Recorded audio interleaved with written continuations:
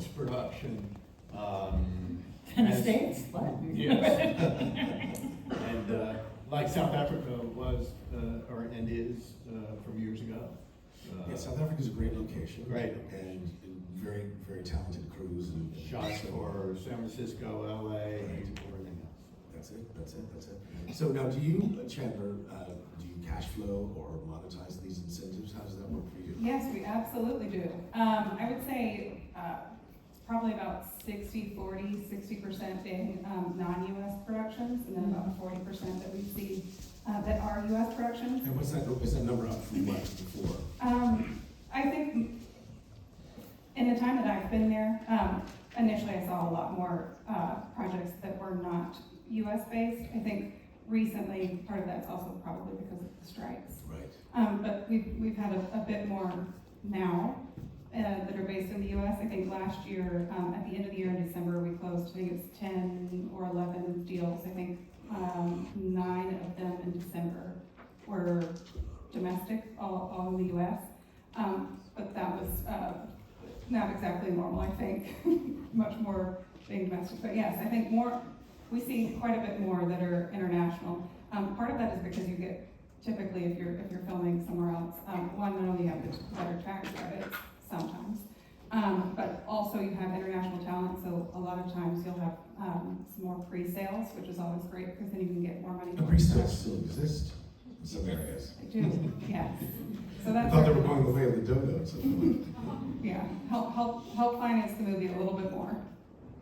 And so, Mohammed, are there any examples of international co-productions in your region? Yeah, I've done quite a few. I mean, the first French co-production I did was Clash, which was the opening film of Septembre Garde Cannes in 2016.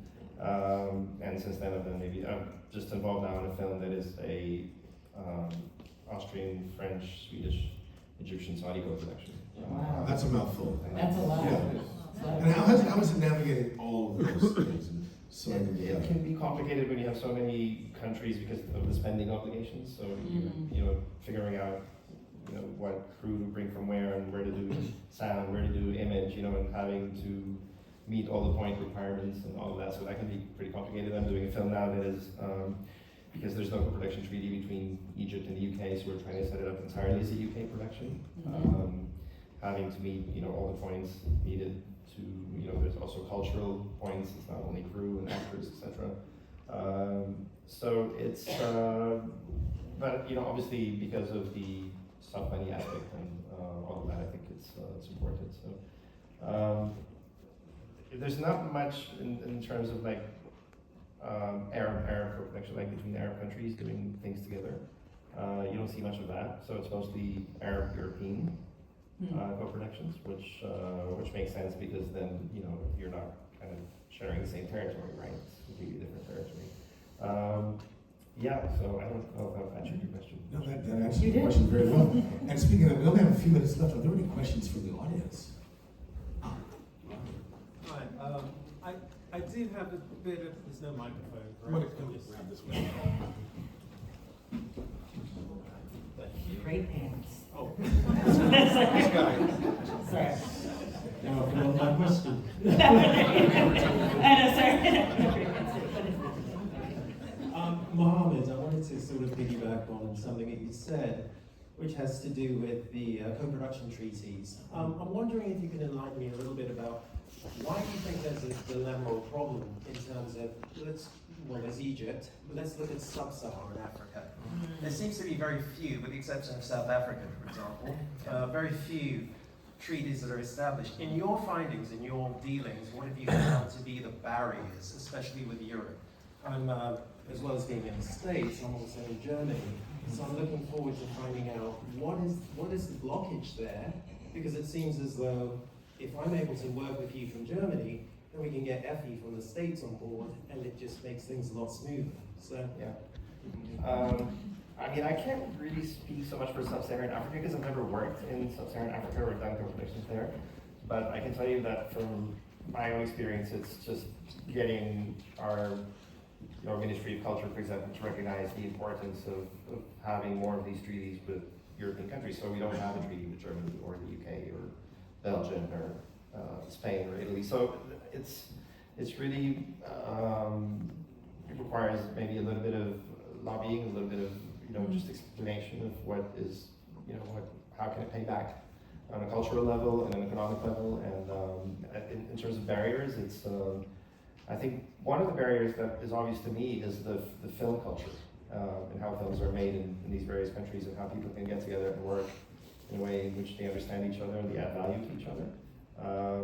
But for me, that's been the most beautiful thing about co-production, is that you're seeing crews from different cultures and different countries getting together and making film. And we learn so much from each other, right? And I think for me, that's almost as important as the economic benefit or the financing benefit you get. Thank you. Anybody else? Question up in the back, sir. Come up. Grab. Oh, he's got a mic for you there. Great. I'd like to talk a little bit about distribution, and some of the disruptors in the past have all been about adding an additional revenue stream from, we've had theatrical, and we had television, cable, physical media. Now with streaming, we've basically eliminated all of those. Some of them hanging on by a thread. So I just kind of wanted to see the panel's opinion on, will there be replacements? Do you see some other new forms of revenue streams? And how do we extract more information from some of the streamer conglomerates so that we can get, fair prices for the products? Interesting Please take question. that one. It sort of gets at my initial feeling about how a producer earns what we would call back end. And I think that you've hit upon something that we really are concerned with, because when we sell to a streamer, that's it. Or when we make a movie for a streamer, which you only make a fee and that's it. And lower fees.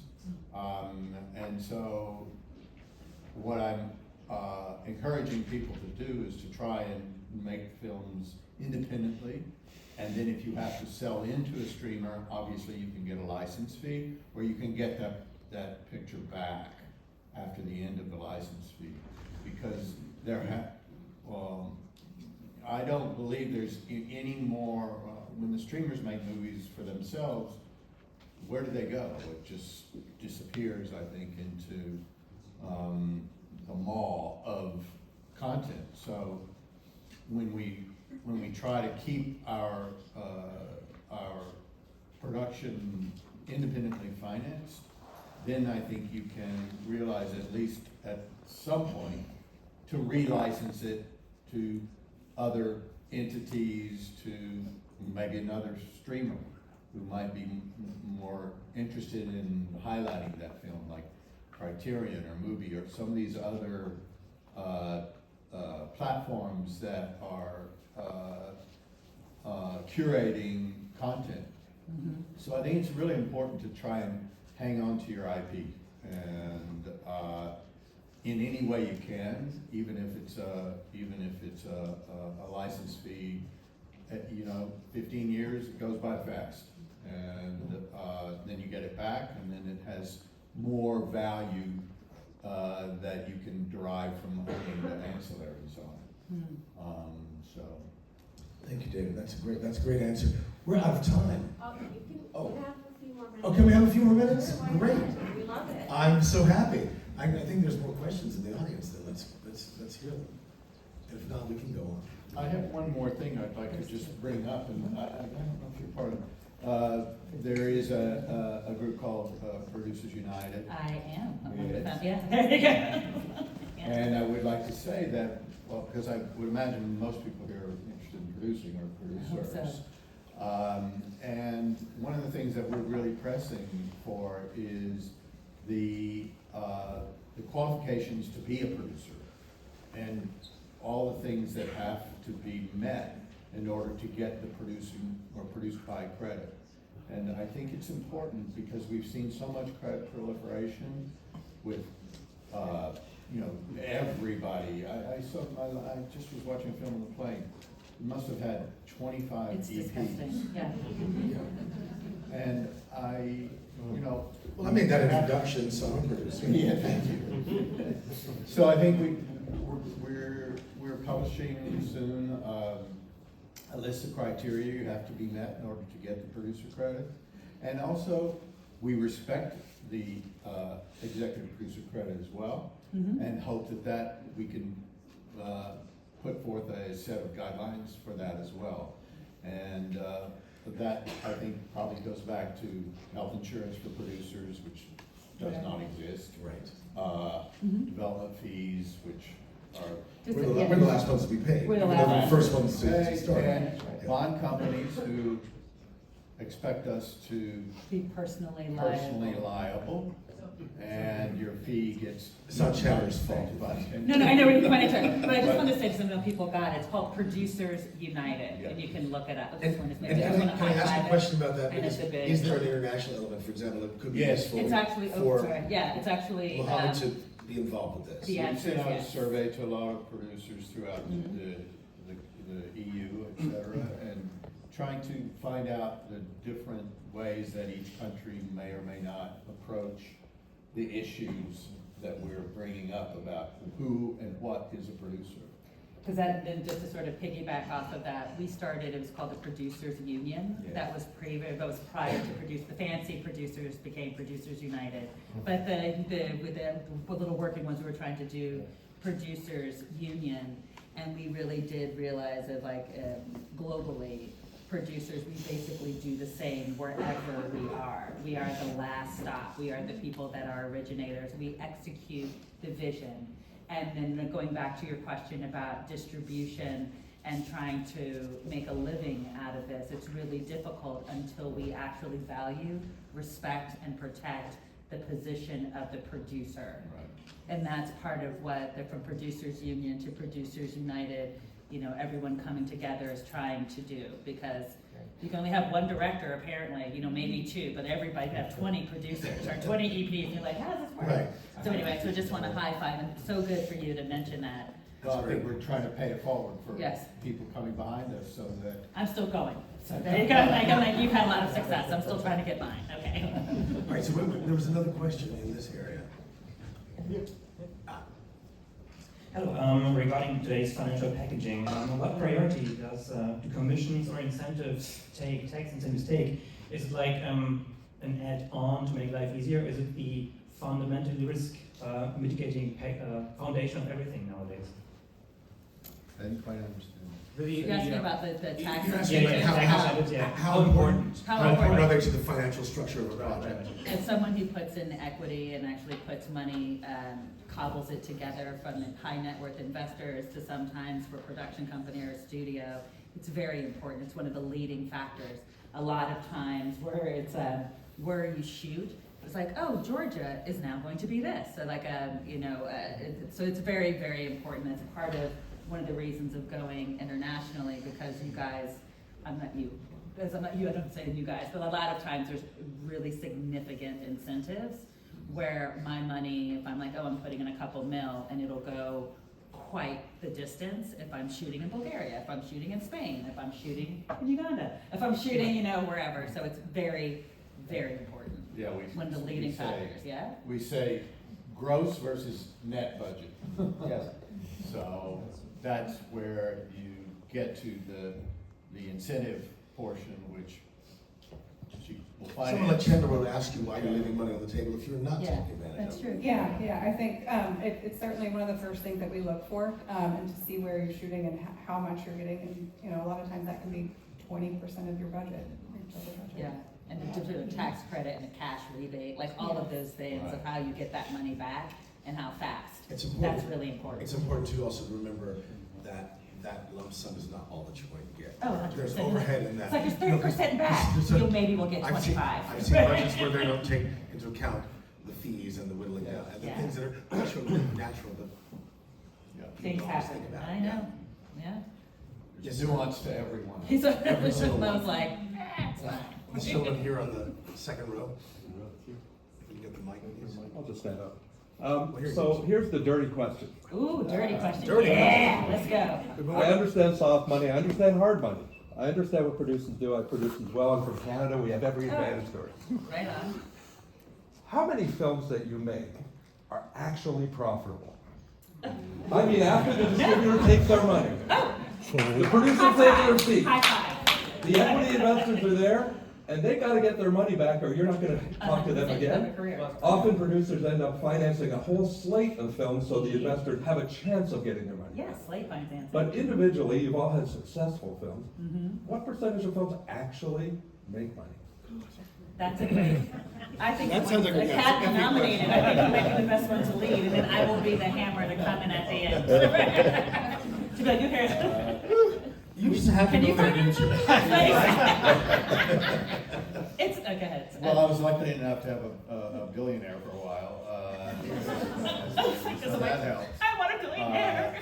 But we did do an analysis of the slate that we had, and, you know, look, it's a portfolio business, I Yes. think, ultimately, you know, it's like in baseball, a big time hitter, I don't know, I mean, is a 300 hitter, right?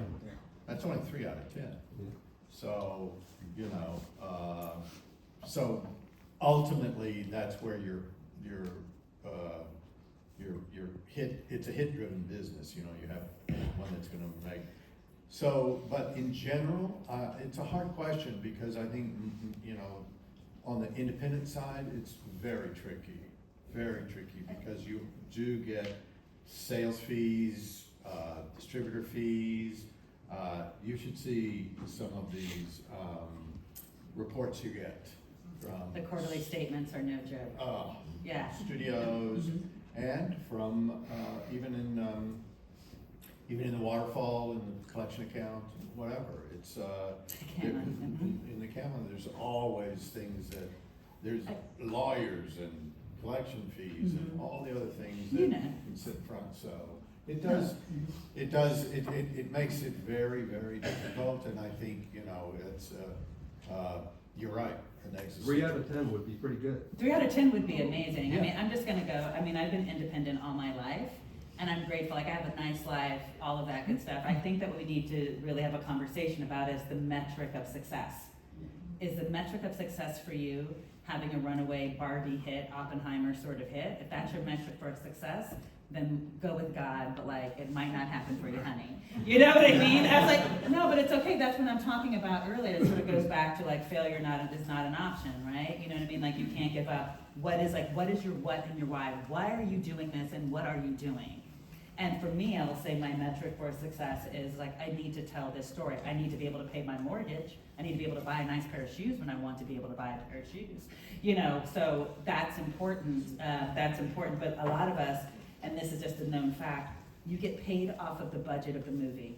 If you think that you are ever going to see back in, you are out of your mind. I've done several movies from Jane Campion, from Dear White People. And I'm Real Women Have Curves. I'm a National Registry. I've yet to see a dime. Yet to see a dime. But like I'm on best, you know what I mean? Like, so just to be real about it, that's what it looks like. So I get paid off of the actual budget. I make sure that I can live off of the line item in the budget. If I make money afterwards, go with God, that would be amazing. But you have to really figure out what your metric for success. What do you, I mean, I'm sure it's like, sorry, we've been talking a lot now. No, I mean, it's different in our case. Well, first of all, you have to remember that probably for every 25 films that, you know, that I do is probably the budget of one film that you do, right? So, I mean, That he does. Real Yeah, close, he does. honey. Okay. I was gonna Yeah. say, like, we're like. I make films really between $500,000 to $5 million, and you know, the average is, let's say, $2 million. So it's a completely different scale. And in my region, a lot of films don't make money, but except for maybe Egypt, because Egypt is, you know, it's the only country that exports its films around the Arab world. So otherwise, it's really hard to make money from independent films. So we rely also on you know, some grants, you know, from funding institutions and festivals and that kind of thing when it's small budgets. But when it comes to big budgets, you know, really it's only Egyptian and Saudi films that, you know, can see budgets of over $2 million. That's and I would say then it's about 50 to 60% profitable, of, you know, like 5 or 6 out of 10. Yeah. On the front row, sir. Well, actually, an answer. I want to share an answer to your question about. I used to work for Sony a few decades ago, and I put the same question to Peter Guber, who used to run the studio, and he said, well, we were releasing about 15 films a year, and he said, well, it's a crazy business to be in because we're talking about $1 billion a year business with a 1 out of 10 chance to recoup. So that was his answer. I think he probably forgot to speak about the other media. He was probably talking about a theatrical only. The second question he put to me is, what would you do if it was your business? And he said, well, I'd aggregate everything. It's stupid to calculate everything based on theatrical. So make everyone include what the film is going to make in TV and video, etc., etc. And they did apply that rule, and I did the same with Fox after that. But anyway, what he finished to say about this rate of success is, so think for a studio like us, if you have more than one flop a year, it's hard. If you have two, you can just die. So that's a crazy business indeed. So that's one of the reasons I quit. That was very encouraging. Well, I have to add this because that's my personal gold medal. Once I worked with Francis Coppola on Dracula, and he told me, stop being a dog, become a wolf. Well, he meant quit them and become an independent. But then the next day he asked me, hey, I want you to meet our pack of wolves for dinner. It was 15 people and I took the bill as a dog. That's great. Enough. One final question, I think, over here. Well, okay, we're gonna get these two. You, this here, and then you. No ladies, we're gonna have a woman answer. Come on. Yes, we need some. There you go. Hi, thank you. I'm Sarah, American, working in Germany, and we've got a powerful film, and we're looking for where to produce it. And I've been trying to think of, is it better to have co-partnerships, co-production companies with a couple of different countries and say, okay, we're gonna do post in this country, we're gonna film in this country, because there adds a complication, but is there a positive to stacking the different cash rebates and this and that, or is it better to go with one country and together you do it all? I'm just curious what your thoughts are on that. David, you want to take it? It's tricky. For instance, I've done a film where I filmed in Ireland and I did the post in Belgium to take advantage of that Belgian 40% on post, which is pretty common. But I will say, the way it's structured is very tricky because they go out and raise the money and then you have to meet exactly what they've raised. It was not the greatest experience, although I will say, to get the film made, it made a difference. I usually try to not do post too far away from your control center where you're based, because it does. You do want to make sure that you can get the best people. And for instance, I mean, post in LA right now is very threatened. So you can get some terrific people. Great deals. You can make great deals where it even will overcome the incentive that you might get somewhere else. So it's worth exploring that in LA because so many of the post houses are stressed out at the moment because of the decline in volume. So depending on where you do your visual effects, where you do your post sound, where you do your color, all those things can factor into how you approach that. So I would be careful about stacking too much. I would say. Because it does get too complicated, and then you're trying to fit a square peg into a round hole. So it's essential, I think, to maintain the integrity of what the director is trying to do with the film, and that figures in all three aspects of post-production. That's true. I've worked on some very big post-production movies, and some of the administration was mind-boggling, because people were working everywhere from Australia to India to the United States to the UK, all for different quality reasons, all for different characteristics of the work they were doing. But marrying all that together, the executives the springs were popping out of their ears. And I know personally, I had to stop doing it, because at a certain point I was working on films until like 9 o'clock at night, and then a new one would start, and I'm like, oh, right, I'm the key person here. And there's a limit to how much a body can take. And so you will pay the price for that. A piece in Thailand of a visual effect, another piece from in Australia, another piece and it just. That's why AI is going to save Well, you. yes. Like, sorry, I was like, the visual effects. That's it. They're coming. It's for that. coming. And it's already here. And but don't we you haven't even delved into the fact that some of the editing now is voice. Like I've seen Adobe. Yes, that sounds like this is why it democratizes. You can sit there and tell it what you want to do based on what the character's saying, and shift things in ways that are extraordinary. It's going to revolutionize things. Yeah, I had a director in LA and an editor in New York recently, and they shared a server, and it was just like they were in the same room. Yeah, it's crazy. Matt. There you go. Oh, bring us home. You're not forgotten. One and then one. Thank you so much. First, Effie, I just want to say thank you. My friends and I have been following your career our entire lives. I got sent this 4 times from different people telling me to go, and I was already going. So I just want to give you thank you. I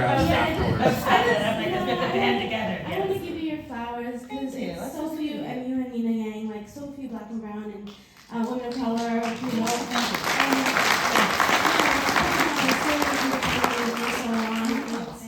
we followed your whole career, so I just want you to know that. I'm from Toronto, Canada.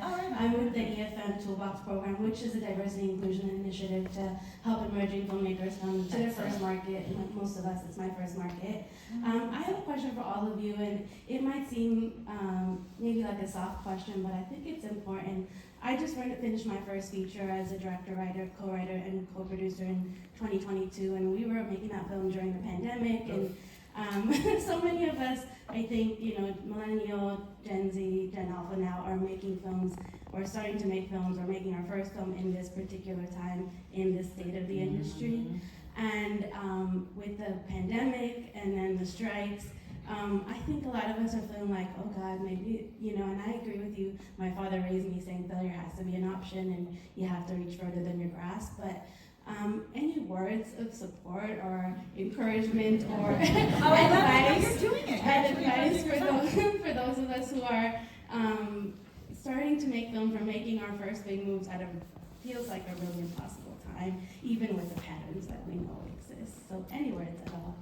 My quick one is thank you if you warmed my heart. Thank you so much. And actually, it's heartening to see that it's sort of banding together to make something happen. And you already have the answer. That's just my 2 cents. You already have the answer. It literally is when you're we know how to make, it used to be a bad thing, how to make a meal out of crumbs, right? What's beautiful about, we know how to make a movie out of a little, if we can make something small within our means, that can have a big impact. And I think that's something that that independent filmmakers need to go into, because the more money you have, the more you have to recoup and more people have to come in. So keeping something small, making it fabulous, and using the tools around you, like your community, I do think AI is going to be a really big deal. Get in on it.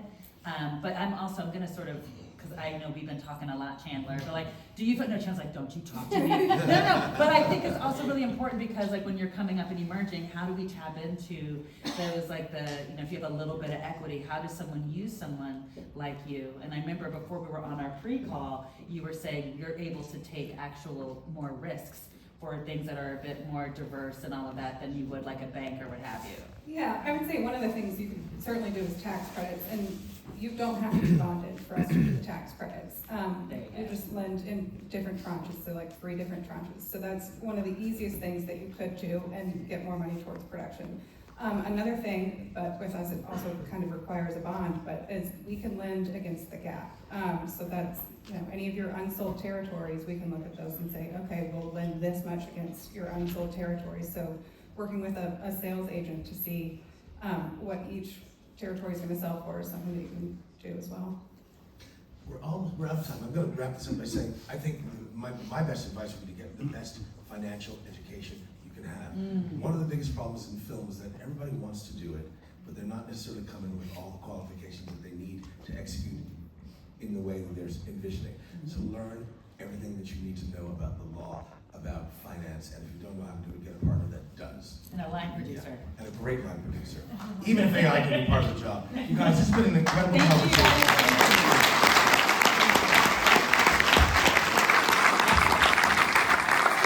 I think we're almost out of time. Thank you very much for